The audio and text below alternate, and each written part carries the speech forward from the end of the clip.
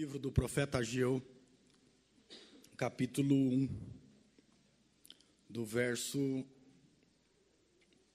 13 até o verso 15. Diz assim a palavra de Deus. Então, Zorobabel, filho de Sealtiel, e Josué, filho de Josadaque, sumo sacerdote, e todo o restante do povo obedeceram à voz do Senhor seu Deus, e às palavras do profeta Ageu, assim como o Senhor seu Deus o enviara, e temeu o povo diante do Senhor. Então Ageu, o mensageiro do Senhor, falou ao povo conforme a mensagem do Senhor, dizendo: Eu sou convosco, diz o Senhor. E o Senhor suscitou o espírito de Zorobabel, filho de Sealtiel, governador de Judá, e o espírito de Josué, filho de Josadaque, sumo sacerdote, e o espírito de todo o restante do povo. E eles vieram e fizeram a obra na casa do Senhor dos exércitos, seu Deus, ao 24º dia do 6º mês, no 2º ano do rei Dário. Amém, meus irmãos? Eu quero refletir com os irmãos nessa noite sobre a dificuldade que nós temos em dias difíceis e trabalhosos, e na grande maioria de nós todos muito ocupados, sobre essa dificuldade que nós temos de refletir, né? As pessoas vão chamar de contemplação, né? Essa dificuldade que nós temos de uma autocrítica, essa capacidade que nós temos de mais julgar os outros do que auto-julgarmos. Então, o cuidado que o profeta Ageu vai descrever aqui para nós não é uma crítica, não é um pecado, não é uma condenação, não é uma ameaça, não é um prenúncio de um julgamento, nada mais é do que um pedido para que se reflita ao que está fazendo, como você está vivendo, como é a sua vida, o que você tem dado importância ou o que você tem deixado de dar importância. Acredito que na nossa vida, as nossas escolhas, elas refletem sempre aquilo que nós damos mais importância. Quando nós gastamos muito tempo trabalhando, que é o que nós temos feito no decorrer da vida, é porque nós nos preocupamos com o sustento da nossa família, é porque nós preocupamos em dar uma vida boa para os nossos filhos, talvez melhor do que nós tivemos, porque nós, às vezes, estamos preocupados com coisas que são importantes. Mas, às vezes, no meio dessa correria, aquilo que é importante toma lugar o urgente. A gente, como diz o Hernandes Dias Lopes, a gente sacrifica o urgente no altar do importante. E, às vezes, o que é urgente não é tão importante assim. Então, a gente não consegue, às vezes, mensurar na correria da vida, ou talvez julgar corretamente as nossas escolhas, e os anos se passam. E quando a gente percebe, a gente fez más escolhas e às vezes estamos colhendo elas. E aí a gente olha para trás e fala: mas eu fiz isso sem má intenção, eu fiz isso sem querer prejudicar ninguém, não prejudiquei ninguém, mas prejudiquei talvez a mim mesmo e a minha família, porque passei a vida toda juntando dinheiro e agora estou tendo que gastar o dinheiro que juntei, às vezes com a minha saúde, às vezes para cuidar de um filho que teve falta de atenção e a gente não viu os caminhos que eles estavam tomando. Então, a minha reflexão nessa noite é exatamente que você tenha esse autoanálise, que você pense sobre no que você tem gastado mais tempo, aquilo que é mais importante para a sua vida. Não é, assim, propriamente dito, uma condenação, um julgamento, dizendo: ó, irmão, se você fizer isso ou você fizer aquilo, você vai para o inferno, o diabo está lá te esperando. Não é nada disso, ninguém está atribuindo juízo de valor. Nós estamos simplesmente fazendo uma reflexão sobre aquilo que deveríamos tratar como mais importante. Desprendemos maior esforço e maior dedicação, por que não dizer financeira, por que não dizer do nosso tempo, e com isso nós damos para a nossa vida um sentido diferente do que as pessoas impõem para nós, porque a sociedade acaba colocando para nós, e nós, nesse afã de ter uma vida dentro dos padrões sociais, nós acabamos abrindo mão de uma série de outras coisas. Então, eu penso que o profeta Ageu, mesmo sendo escrito há um bom tempo, provavelmente 520 a.C., ele tem uma noção para nós, mesmo para os nossos dias atuais, mais de 2000 anos depois.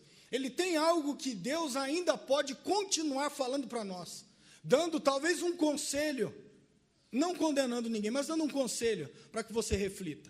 A palavra de Deus vai deixar para nós alguns detalhes de quando foi escrito esse texto, provavelmente na época do rei Dário, em 520, onde essa nação passava por um detalhe muito importante, que eles tinham voltado do exílio. Na volta do exílio babilônico, eles estavam sem muros construídos, o templo destruído, e eles voltaram com Esdras, Neemias, Zorobabel, esse que nós citamos, foi um dos líderes que trouxeram alguns que estavam cativos. E nessa volta, eles reconstruíram, ou começaram a reconstruir o templo.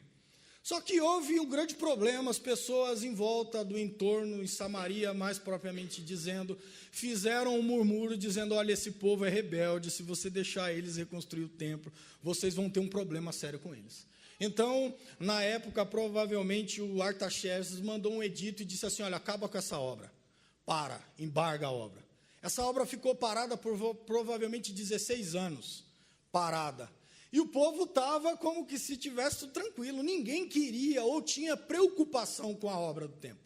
Ninguém estava dizendo assim, nossa, que pena, a igreja está lá destruída, o templo está lá, a gente não pode se reunir mais, a gente não está tranquilo. Porque se nós estávamos no exílio, nós tínhamos as sinagogas, onde nós já conseguimos substituir o templo, então não precisaríamos necessariamente do templo. Então deixa o templo aí, para que a gente vai ter problema com isso?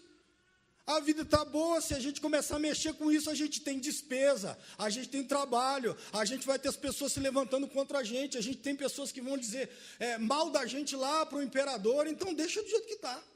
E é aqui que o profeta Ageu entra. O profeta Ageu entra no verso 2 do primeiro capítulo, dizendo exatamente isso. Assim fala o Senhor dos Exércitos, dizendo, esse povo diz, não veio ainda o tempo em que a casa do Senhor deva ser edificada. Então ele estava dizendo, olha, Deus vai prover um momento oportuno para que a gente construa o templo. Para que a gente ficar mexendo com problema, meus irmãos. Para que a gente desprender esforço, já está difícil, que a gente está voltando do exílio, estamos construindo, estamos edificando, estamos restaurando um monte de coisa. E conversa que é essa de templo? Então, nós estamos dentro de uma situação em que parece que as pessoas deixaram de dar importância ao que deveria de fato ser importante. Era dentro do templo que se teria uma série de outras coisas que foram cessadas, como sacrifícios, como o sacrifício de expiação anual, como festas judaicas, entre outras coisas. Ainda se tinham algumas ofertas do tipo de cereais e outras coisas, mas não tinha essa oferta de expiação mais. Não tinha mais o ofício sacerdotal, não tinha mais aquilo que eles vinham antes acontecer. Então nós vemos o povo, talvez, não vamos dizer desviado da presença de Deus, porque não é isso que o profeta relata. Ele não está dizendo que o povo agora se voltou contra Deus, estão adorando outros deuses. Ele está dizendo assim, olha, o povo não está preocupado com a casa do Senhor, com o templo. O povo não está preocupado com o ofício da casa do Senhor. O povo está preocupado com o quê? Com as suas próprias vidas. Basicamente dizendo que a gente vai chegar nessa parte. Então, ele pontua exatamente um problema em que a gente está preocupado cada um consigo mesmo. E eu acredito que para nós que temos uma relação muito clara com a fé, que nós ainda não estamos numa relação de que é os nossos próprios esforços que nos dão os nossos sustentos, mas nós ainda acreditamos que Deus nos provê todas as coisas, se nós chegarmos nessa dimensão, é porque nós estamos um pouquinho distante de Deus. É porque a nossa fé ela já não está pautada naquilo que o Senhor Deus pode nos proporcionar, mas na força do nosso braço. Então, a crítica é exatamente a relação em você olhar e falar assim, minhas escolhas, elas estão relacionadas à minha própria pessoa ou elas ainda estão relacionadas no relacionamento que eu tenho com Cristo? As minhas escolhas estão pautadas naquilo que eu mesmo produzo para mim e para minha família, ou elas ainda estão dentro daquela dimensão de fé, onde o Senhor pode prover todas as coisas, onde o Senhor pode fazer abundar aquilo que eu tenho produzido para minha família. Qual é a dimensão de fé? Essa é uma mensagem introspectiva para que você se autoanalise. Eu não estou com você todos os dias, eu não sei quais são as suas escolhas. Então, é um grito, posso assim dizer, um clamor do profeta dizendo assim, Aonde é que está a importância da sua vida? No que você tem empreendido seus esforços? E é importante nós voltarmos no contexto histórico que esse templo, ele está meio começado. Ele começou e foi embargado. Parou a obra. Vamos aqui tentar exemplificar. É como se a gente tivesse aqui, mais ou menos, o muro na metade, sem telhado, tudo, os bloquinhos, sem reboco, sem nada, e a gente passando na frente e vendo a igreja caindo os pedaços, e ninguém está se preocupando com isso. Então, a relação não é propriamente dita com o templo, porque o pastor fez essa relação de que não é aqui a morada de Deus, não é aqui exatamente onde Deus habita exatamente, mas nesse contexto aqui que nós estamos vivendo, ou lembrando de Ageu, era onde Deus se manifestava, era a partir do templo. Era onde Deus trazia a mensagem, era onde os sacerdotes instruíam o povo, era onde tinha os louvores a partir dos levitas, aqui, de verdade, os levitas. Então, nós temos esse indício, que é para que a gente possa observar e perceber que eles talvez estão vivendo o que é meio parecido com a gente. Um momento de crise, um momento de dificuldade, e que nesses problemas a nossa tendência é correr para aquilo que é mais prático. O que a gente pode fazer de problemas práticos, objetivos, o quanto antes possível nós podemos resolver. Nós não damos a dimensão eterna e talvez mais duradoura para os nossos problemas. Nós damos problemas práticos, é aqui e agora e vamos resolver. Então, eu penso que quando ele vai relatar esse detalhe aqui, quando ele diz, este povo diz em seu coração, é exatamente uma reflexão de antigos povos, principalmente antes do exílio, que tinha em Israel, que eles eram um povo que sustentava a monarquia. Esse povo, eles queriam a genealogia davídica, esse povo, eles destronavam reis, até uma das únicas mulheres que foi rainha, eles destronaram ela, porque ela não vinha da linhagem. Eles são esse povo que tem condição para poder contribuir. E nessa simples reflexão, eu quero dizer para você que Deus não cobra nada de nós, ou Deus não pede nada de nós que você não tenha para dar. Deus nunca vai pedir algo para você que você não tenha para dar. Que seja, qualquer coisa que seja, meu irmão. Qualquer coisa que seja. Deus nunca vai pedir para você ajudar alguém se você não tem comida. Deus nunca vai pedir para você dar uma blusa para alguém se você está passando frio. Então, tudo aquilo que Deus quer que a gente contribua, ou que a gente partilhe, é porque você tem, e tem mais do que merece. Ou talvez tem mais do que precise. Então, quando eu olho para o texto bíblico, eu percebo que ele está dizendo assim, olha, vocês têm para produzir, vocês têm para dar, vocês têm para fazer com que esse templo seja terminado. Agora, a relação é o seguinte, vocês têm, mas talvez não estão muito interessados em participar dessa edificação. O texto vai seguir, ele vai dizer assim, veio a palavra do Senhor, no verso 3 do capítulo 1, ele vai dizer assim, por intermédio do profeta Ageu, dizendo, porventura é para vós tempo de habitardes nas vossas casas forradas, enquanto esta casa fica deserta? Ele está fazendo aqui um comparativo, dizendo, olha, vocês estão preocupados com as suas casas apaineladas, em outras traduções, as suas casas forradas, as suas belas casas, enquanto a casa do Senhor está em ruínas. Então, a gente consegue traçar um paralelo aqui, mesmo que seja difícil a gente dizer exatamente para quem ele está dizendo, se para pessoas pobres ou ricas, mas quem tem casas apaineladas dentro desse contexto não é quem não tinha dinheiro.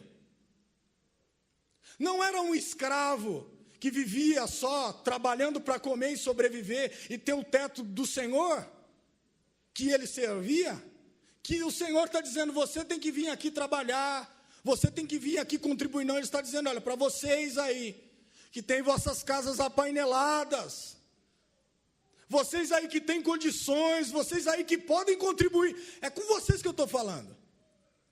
Então perceba, meus irmãos, que dentro do contexto que está sendo lido, o Senhor parece que está dando um toque para a gente, né? Eu me envolvi com o texto e eu percebi que o Senhor está dizendo assim, olha, vocês podem fazer. Vocês têm para contribuir. Vocês só precisam o quê? Saber o que é importante. Vocês estão preocupados com a sua casa ou vocês estão preocupados com a casa do Senhor? É o contexto simples que a gente precisa fazer essa reflexão. Eu já comecei dizendo que o profeta não está aqui condenando.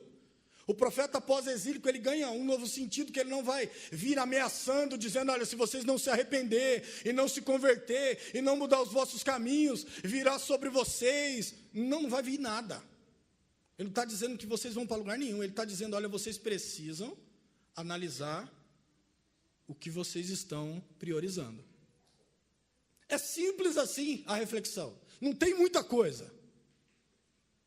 Então, um detalhe que é importante a gente lembrar é que o Senhor está olhando para esse texto, eu estou olhando para esse texto, e é como se nós ouvíssemos o Senhor dizendo, como está o seu relacionamento com Deus?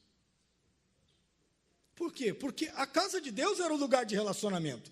Antigo Testamento você não vai ver nenhum profeta dizendo assim, olha, vai lá na sua casa, dobra o seu joelho lá, busque o Senhor lá, não. A Ana, quando foi orar pedindo filho, ela estava onde? No templo. As pessoas que iam buscar a Deus iam aonde? Para o templo.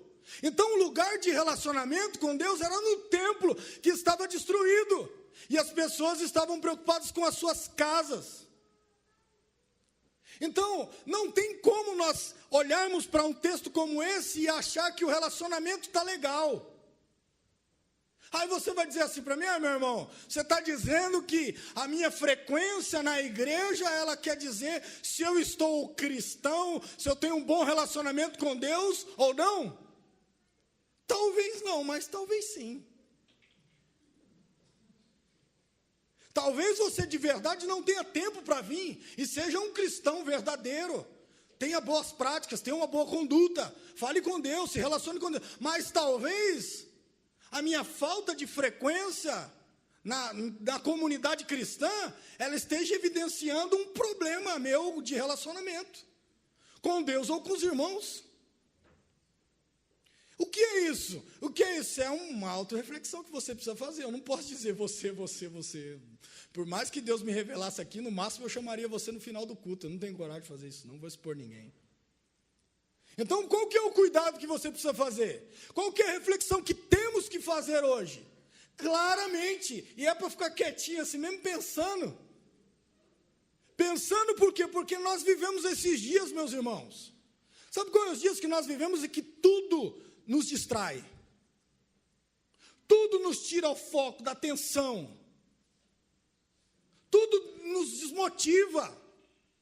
Está na igreja, o irmão passou, a gente, poxa, não devia ter passado, né? Por que o irmão levantou no culto? Não tem reverência. Tudo distrai a gente. E a gente acaba fazendo com que isso fique no dia a dia. Na verdade, a gente está alienado. Está dentro de casa, a criança passa correndo, você fala, para de correr, e já distrai. Aí o filho está, cala a boca, eu estou assistindo filme, menino, não está vendo que eu estou assistindo filme? Cala a boca a novela, cala a boca o seriado. A gente está distraído o tempo inteiro e a gente não tem esses momentos de autorreflexão. E aí o tempo vai passando, e é 6 meses da vida perdido com Netflix.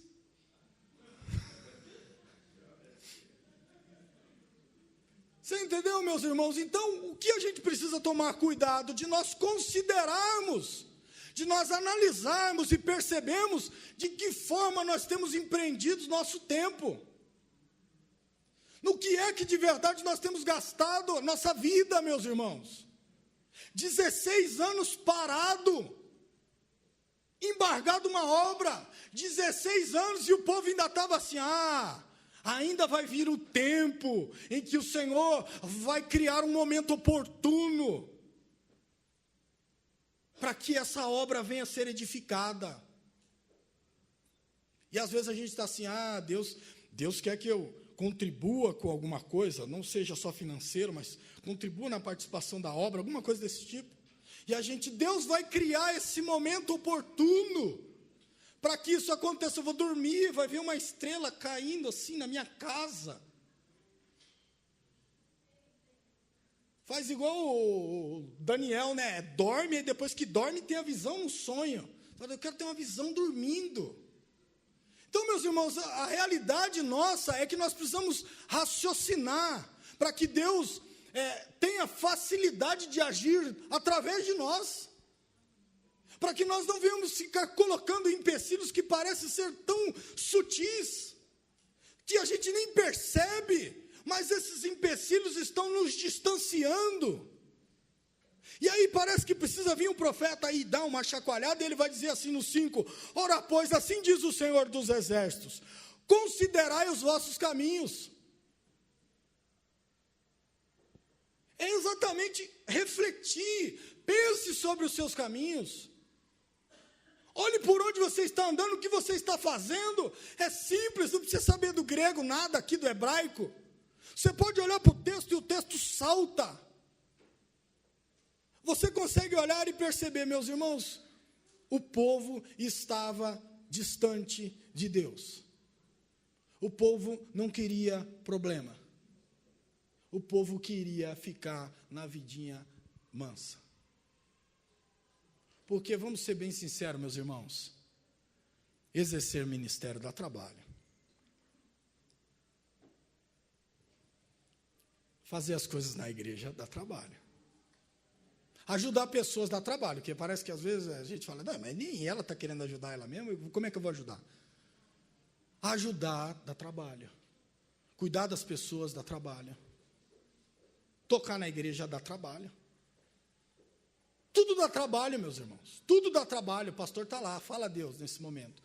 Então, tudo isso é que a gente precisa perceber que Deus está esperando que nós venhamos nos desprender. E o desprender não é somente se soltar, é empreender esforço. Deus quer que a gente empreenda esforço. Deus quer que a gente rompa com esses cristianismo miogizado, com esses mimizinhos crentinho danoninho, essas coisas de estranha, de cristianismo esquisito, esquizofrênico, alguma coisa assim.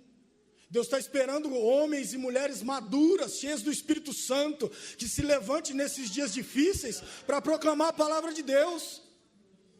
E para viver cheio do Espírito Santo e ser capaz de dizer, a gente enfrenta assim dificuldade, mas a gente se ombreia um no outro e toca a vida. E vamos construir, vamos edificar, vamos plantar, porque senão como é que faz? Ou como é que fica? Então o texto segue dizendo assim, ó, semeais muito, colheis pouco, comeis, porém não vos farteis, bebeis, porém não vos sacieis, vestir-vos, porém, e ninguém se aquece, e o que recebe salário, recebe num saco furado. Esse texto aqui, meu irmão, ele é muito usado para botar o terror na oferta. É muito fácil a gente aterrorizar. Vamos, vai cair tudo do saco furado, irmão, você vai perder tudo. Não. Não é bem desse jeito, não. A relação é a falta de satisfação com o que se tem. Você está insatisfeito com o que tem. E essa insatisfação com o que você tem está totalmente ligado com Deus. Totalmente ligado com Deus. Porque na falta da relação com Deus, você não se satisfaz com o que tem. Você fica sempre querendo mais, e aquele carro zero já não é mais zero, e aí vai, já está passado, e assim vai. A roupa fica velha, porque já é a segunda vez que você usa, e aí pronto. O que ele está dizendo aqui? Você está insatisfeito. Você come e não se sacia. Como uma relação dessa? Isso aqui está tudo ligado com questões da carne, né? Está comendo, glutão, e não consegue parar de comer e não se sacia. Não é suficiente. Então, qual é a relação que a gente precisa ter com Deus? É uma relação de satisfação. E se não estamos satisfeitos com Deus, não temos satisfação com nada na vida. E se não tem relação com Deus, não tem como se satisfazer. Então, qual que é o começo de todas as coisas? Voltar a se relacionar com Deus como deveria.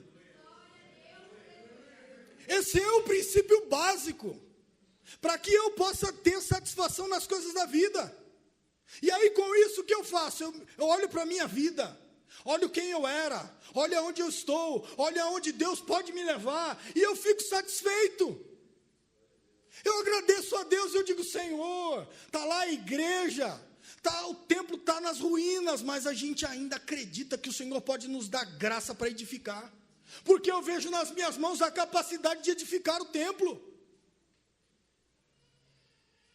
Então, dentro do texto, a gente consegue perceber que eles estão vivendo um contexto muito complicado. Nós não estamos falando aqui de 6 meses. Às vezes você vai dizer assim: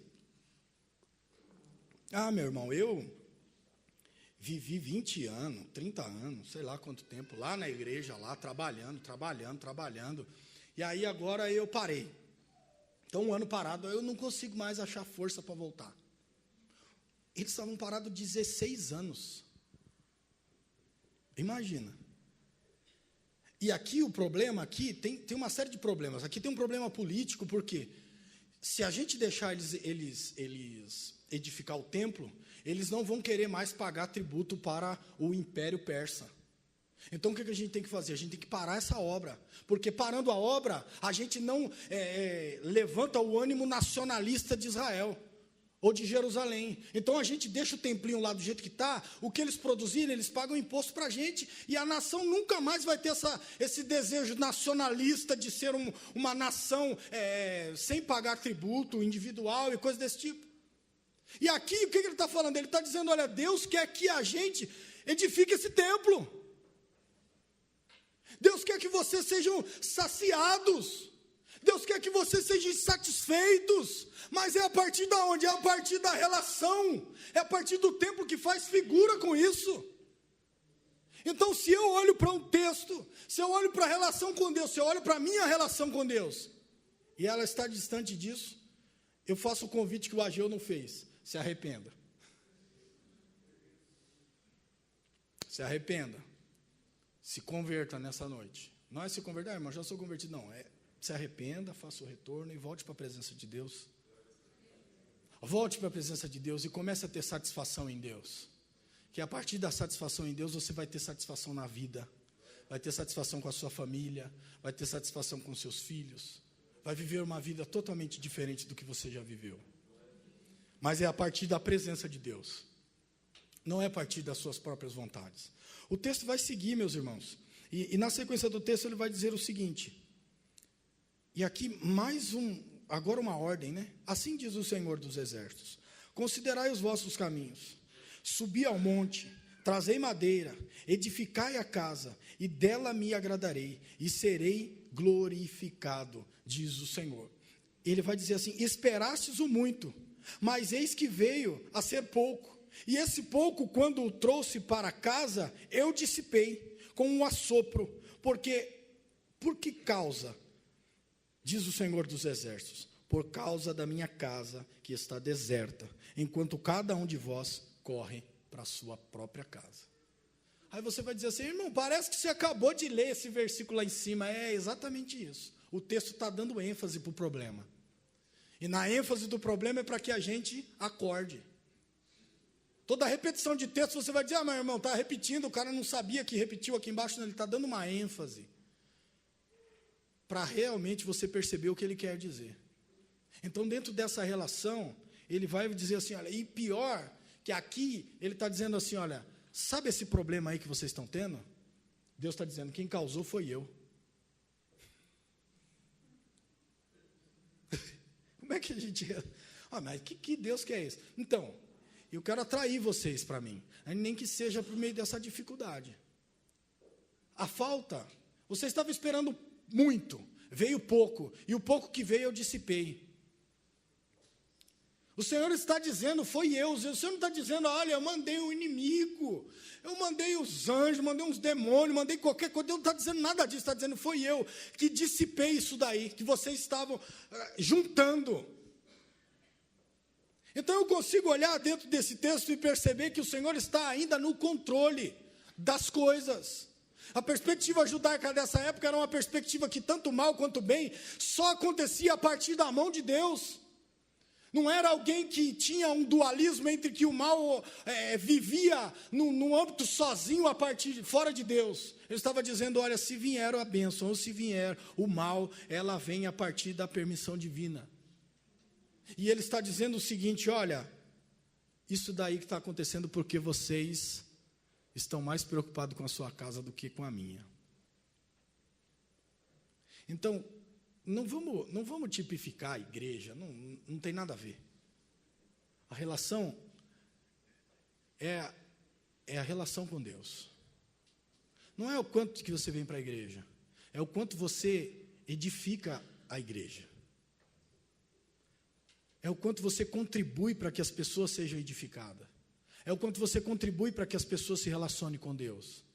É o quanto que você contribui para que as pessoas se aproximem de Deus. Se é edificar a igreja somos nós, é o quanto que nós contribuímos mutuamente para que as pessoas cresçam no Evangelho.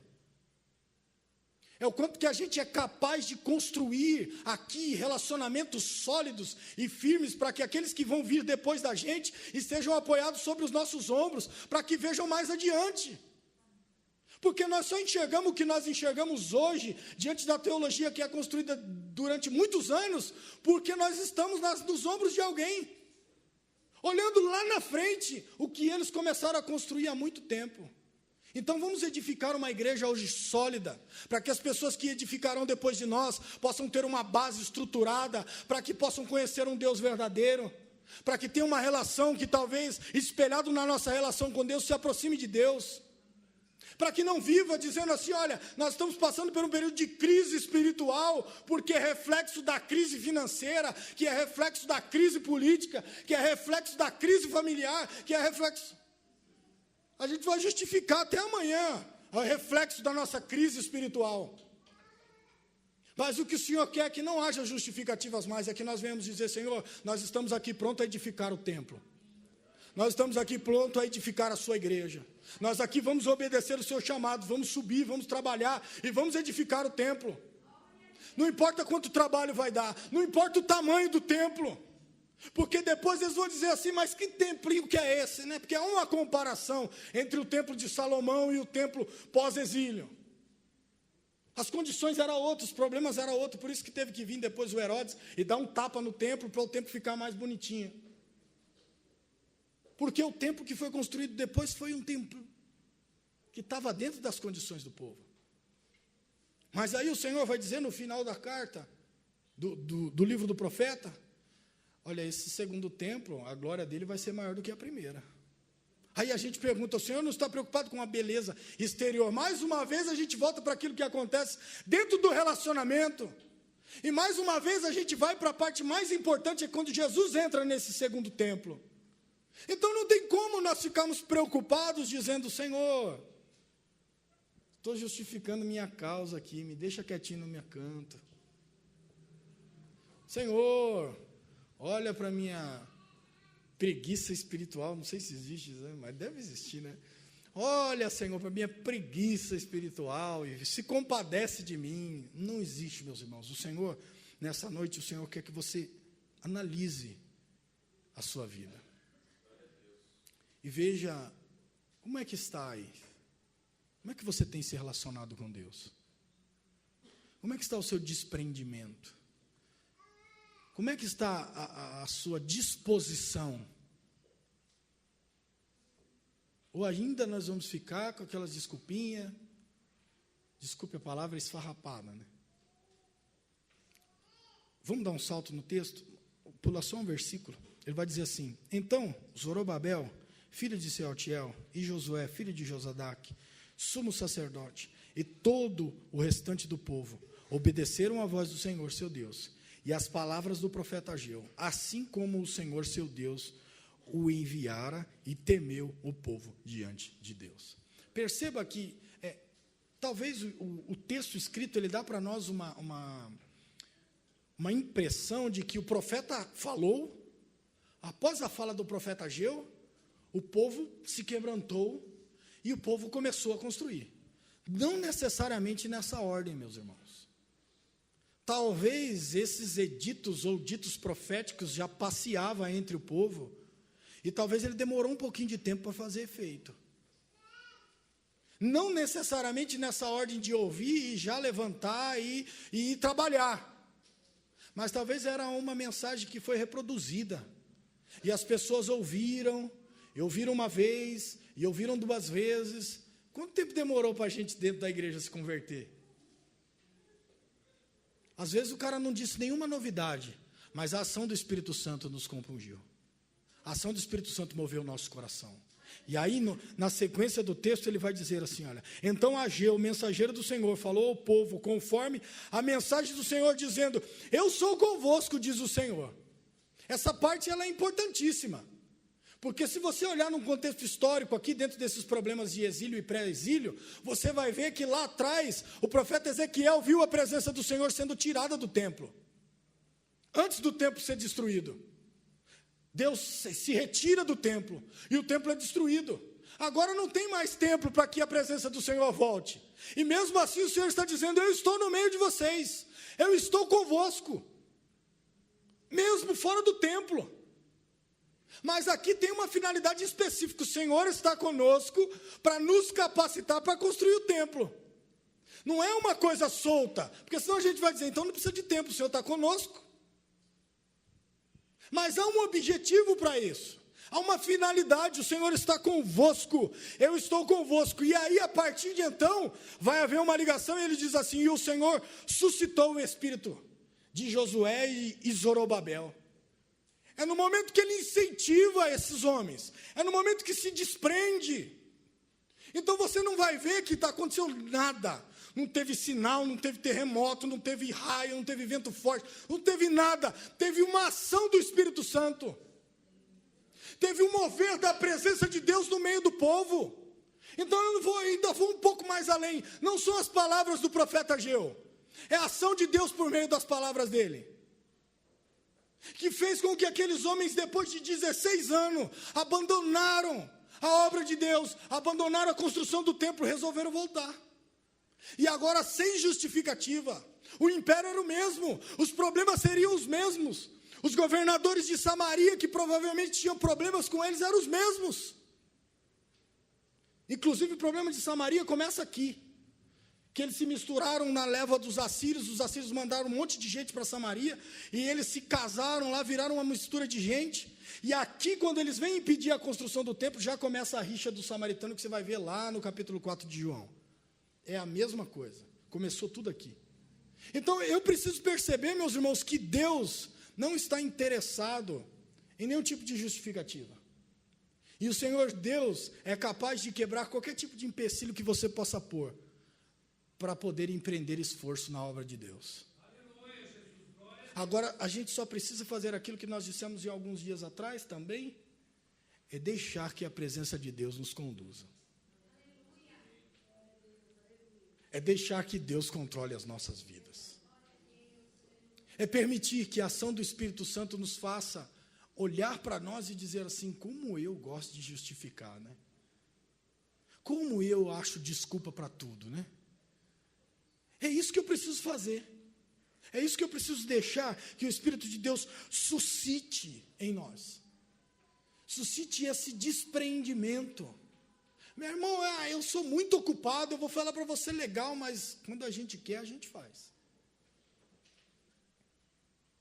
Não, eu trabalho, eu estudo, aí a gente fala, não, eu estou precisando de um curso de inglês, a gente vai fazer o curso de inglês. Não acha tempo?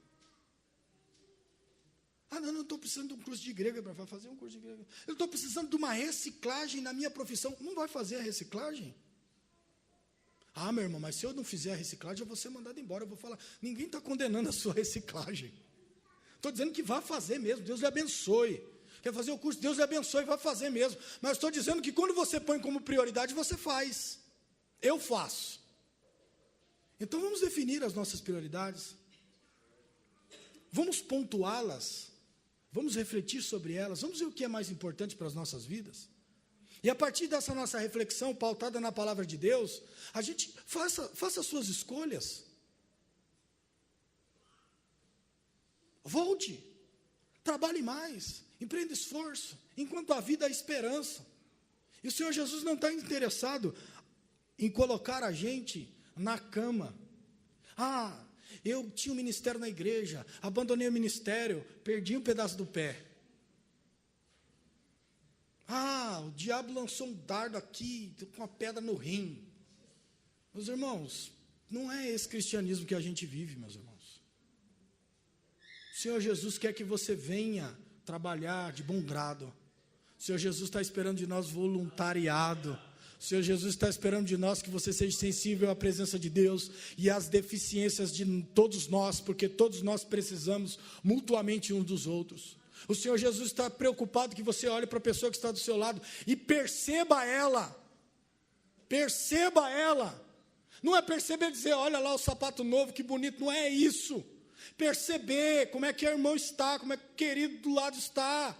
Ou então nem chama de querido, que você não conhece.